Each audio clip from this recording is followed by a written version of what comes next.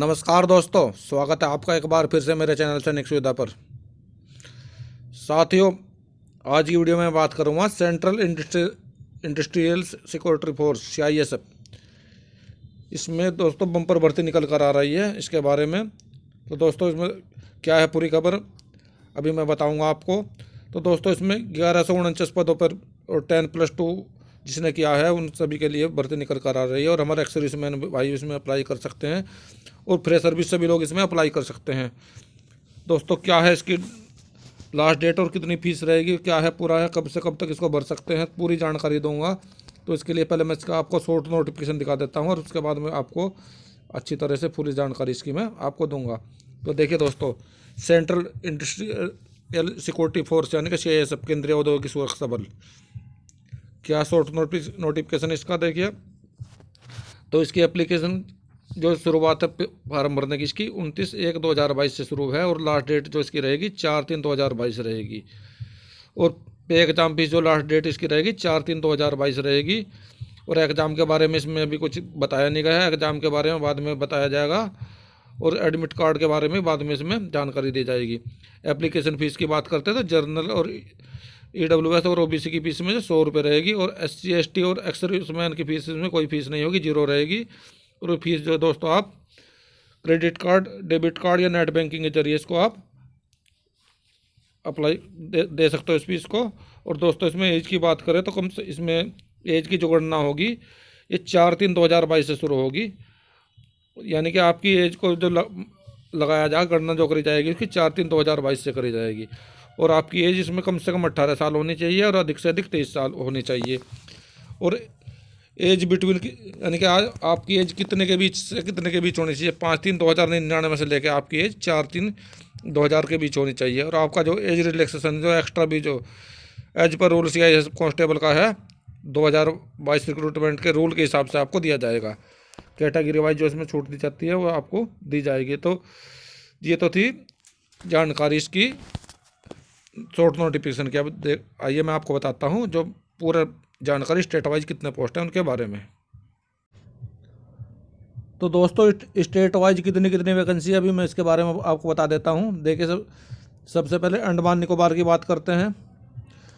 तो दोस्तों इसमें कोई वैकेंसी नहीं है, जर्नल SC ST OBC वगैरह में कोई वैकेंसी नहीं है दोस्तों। अभी आंध्र प्रदेश की बात करते हैं। तो दोस्तों इसमें संपूर्ण राज्य में जो है 11 वैकेंसी हैं और जर्नल में 11 हैं, OBC में 3 हैं, EWS में 5 हैं, SC में 2 हैं, ST में 7 हैं। टोटल मिलाकर 28 वैकेंसी है दोस्तों। और जो इसका नक्सल क्षेत्र है दोस्तों उसमें बात करते हैं, जर्नल में 21 हैं, OBC में 5 हैं, EWS में 8 हैं, SC में 3 है और ST में 14 हैं। टोटल मिलाकर 51 वैकेंसी है दोस्तों। अभी अरुणाचल प्रदेश की बात करते हैं। तो दोस्तों अरुणाचल प्रदेश में जर्नल में 3 है, OBC में कोई वैकेंसी नहीं है, EWS में कोई वैकेंसी नहीं है, SC में 6 वैकेंसी है दोस्तों। टोटल मिलाकर 9 वैकेंसी हैं।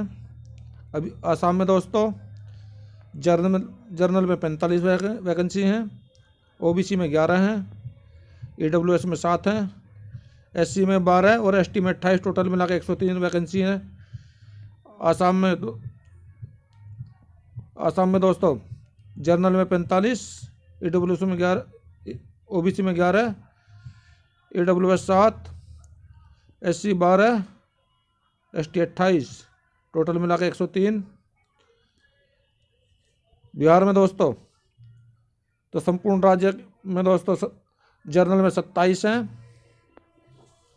और दोस्तों OBC में 7 हैं, EWS में 9 हैं, SC में कोई वैकेंसी नहीं, ST में 16 हैं, तो 58 है। अब नक्सल क्षेत्र की बात करते हैं। तो उसमें दोस्तों जर्नल में 30, OBC में कोई वैकेंसी नहीं है, EWS में कोई वैकेंसी नहीं है, SC में 0, ST में 0। टोटल मिला के 65 वैकेंसी है दोस्तों। चंडीगढ़ की बात करते हैं संपूर्ण राज्य की दोस्तों। तो चंडीगढ़ में दोस्तों जर्नल में 1 है, OBC में 0, EWS में 0, SC में 0, ST में 0। टोटल 1 वैकेंसी है। छत्तीसगढ़ में दोस्तों संपूर्ण राज्य की बात करें तो इसमें जर्नल में 6 है दोस्तों,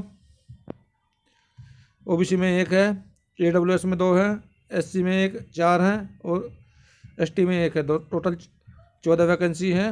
अब नक्सल क्षेत्र की बात करें तो इसमें जनरल में 10 हैं, ओबीसी में 3 है, ईडब्ल्यूएस में 3 है, एससी में 8 है, एसटी में 2 हैं। टोटल मिलाकर 26 वैकेंसी है। दादर नगर हवेली की बात करें तो इसमें दोस्तों कोई वैकेंसी नहीं है, पूरे स्टेट में किसी भी कैटेगरी में वैकेंसी नहीं है। दिल्ली की बात करें, दिल्ली में जो जनरल में 4 है, ओबीसी में 1 है, ईडब्ल्यूएस में 1 है, एससी में 2 है और एसटी में 2 है। टोटल मिलाकर 10 वैकेंसी हैं। गोवा में दोस्तों जनरल में 1 है और टोटल की और किसी कैटेगरी में कोई वैकेंसी नहीं, टोटल 1 ही वैकेंसी है।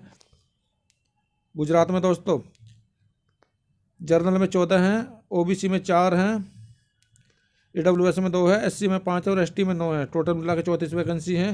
हरियाणा में दोस्तों जनरल में 6, ओबीसी में 1, ईडब्ल्यूएस में 3, एससी में 0 और एसटी में 4। टोटल मिला के 14 वैकेंसी हैं दोस्तों।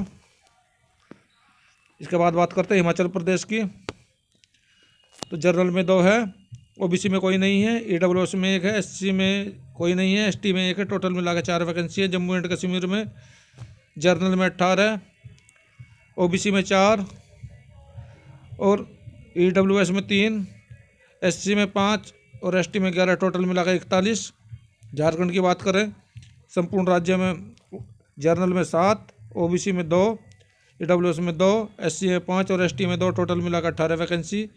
और नक्सल क्षेत्र में जनरल में 18, ओबीसी में 7, ईडब्ल्यूएस में 8, एससी में 18 और एसटी में 8। टोटल मिलाकर 69 वैकेंसी हैं। कर्नाटक में जनरल में 14 है, ओबीसी में 3 है, ईडब्ल्यूएस में 6 है, एससी में 2 और एसटी में 9। टोटल मिलाकर 34 वैकेंसी है।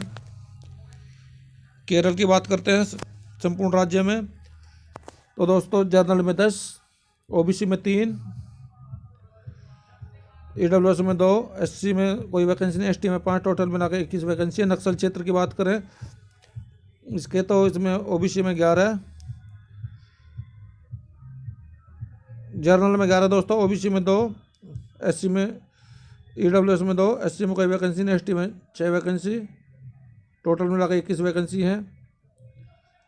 लद्दाख में सब जनरल में 1 है, ओबीसी में कोई नहीं है, ईडब्ल्यूएस में कोई नहीं, एससी में कोई नहीं, एसटी में कोई नहीं। टोटल मिलाकर 1 वैकेंसी है। लक्षद्वीप में कोई वैकेंसी नहीं, किसी भी कैटेगरी में 0 वैकेंसी है। मध्य प्रदेश में दोस्तों संपूर्ण राज्य में ओबीसी में जनरल में दोस्तों 17, ओबीसी 4, ईडब्ल्यूएस 6, एससी 8 और एसटी 6 वैकेंसी हैं दोस्तों। टोटल मिला के 41 वैकेंसी हैं।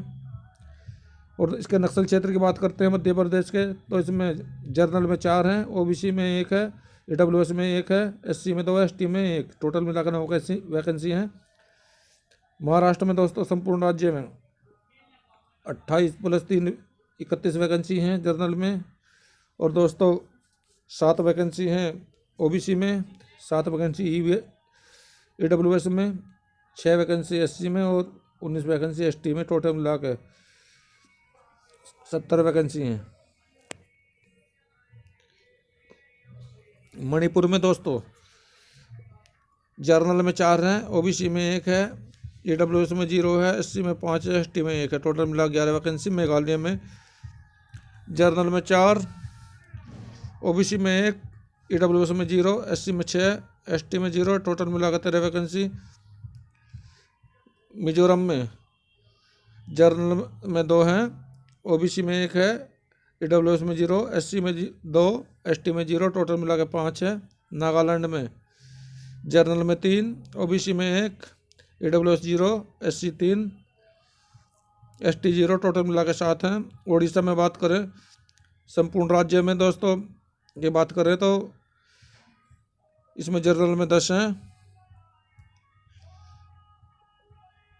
जनरल में 10 है दोस्तों, ओबीसी में 2 है, ईडब्ल्यूएस में 4 हैं, एससी में 5 हैं और एसटी में 3 है। टोटल मिलाकर 24 वैकेंसी है।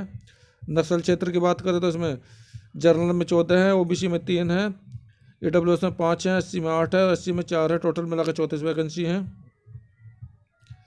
पुदुचेरी की बात करते हैं दोस्तों, जनरल की 1 है, और इसमें ओबीसी में कोई वैकेंसी, डब्ल्यूएस में कोई नहीं, एससी में कोई नहीं और एसटी में कोई नहीं। टोटल मिला के एक ही वैकेंसी है दोस्तों। पंजाब की बात करते हैं तो जनरल में 6 है, ओबीसी में 2 है, ईडब्ल्यूएस में 5 है, एससी में कोई वैकेंसी नहीं है, एसटी में 3 है। टोटल मिला के 16 वैकेंसी हैं दोस्तों। राजस्थान की बात करते हैं, जनरल में 16 हैं, ओबीसी में 4 है, ईडब्ल्यूएस में 6 है, एससी में 5 है और एसटी में 8 है। टोटल मिलाकर 39 वैकेंसी है। सिक्किम में जनरल में कोई नहीं है, ओबीसी में कोई नहीं, ईडब्ल्यूएस में कोई नहीं, एससी एसटी में कोई नहीं, कोई वैकेंसी नहीं दोस्तों सिक्किम में।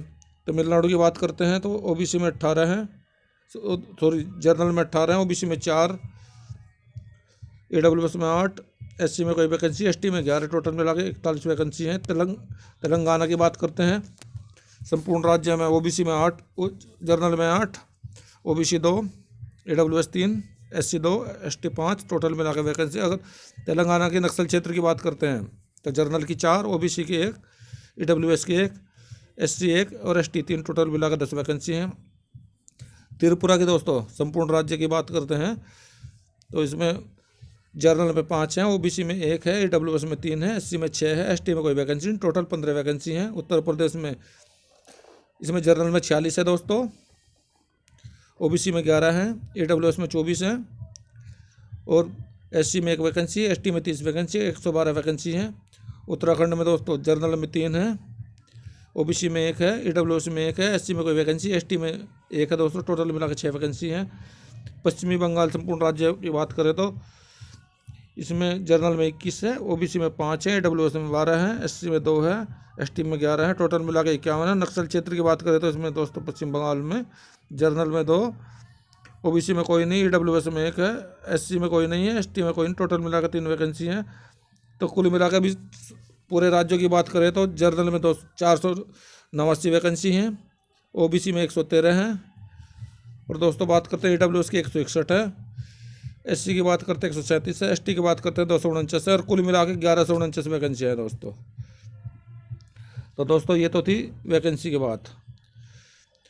अब इसकी उम्र की छूट के बारे में बात करते हैं, इसमें किस किस को कितनी छूट मिलेगी। तो देखिए एससी एसटी का जो है 5 वर्ष की छूट दी जाएगी उम्र में, ओबीसी को 3 वर्ष की दी जाएगी और भूतपूर्व सैनिक जो है गणना की तिथि से ऑनलाइन आवेदन पत्र होने की अंतिम तारीख तक वास्तविक आयु में से उनके द्वारा की गई जो उन्होंने नौकरी की है सैन्य अवधि वो घटाने के पश्चात 3 साल की और छूट दी जाएगी और बाकी उनको अपनी कैटेगरी के हिसाब से अलग अलग और आरक्षण वो मिलेगा, छूट मिलेगी।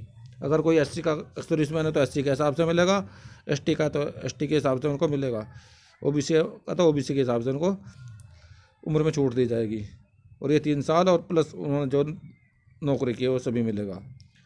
तो दोस्तों 1984 के दंगों में जो गुजरात में 2002 के सांप्रदायिक दंगों में मारे गए मृतकों के आश्रितों के बच्चे हैं उन्हें कितनी मिलेगी। अनारक्षित श्रेणी वालों को 5 वर्ष छूट मिलेगी और दोस्तों जो तो दूसरे हैं ओबीसी वाले उनको 8 वर्ष मिलेगी और एससी एसटी वालों को 10 वर्ष की छूट मिलेगी। और जो पद के लिए मानक जो इस प्रकार से हैं तो कद आपका 170 सेंटीमीटर होना चाहिए, सीना आपका 80 सेंटीमीटर होना चाहिए और फुलाव सहित 85 सेंटीमीटर होना चाहिए, 5 सेंटीमीटर फुलाव जरूरी है।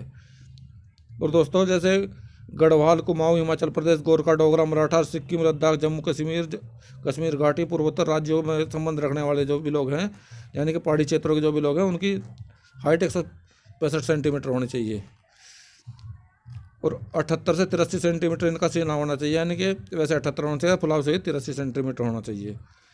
और दार्जिलिंग जिले के जो तीनों प्रभागों में नाम दार्जिलिंग कॉम्प्लेक्स, कुर्सी योग सहित गोरखा क्षेत्रीय प्रशासन के अभ्यर्थी इन जिलों के निम्नलिखित उप प्रभाग में शामिल हैं, जैसे लोहागढ़ चाय गार्डन, लोहागढ़ जंगल, रंगमोहन, बारागोचा, पनीघेटा, घोटा, अदालपुर, पहाड़ू, सुकना। दोस्तों आप खुद ही पढ़ सकते हैं, जो वीडियो को पॉज करके देख सकते हैं इन सभी के नाम। जो अगर मैं सभी का बताऊंगा तो वीडियो बहुत लंबा हो जाएगा।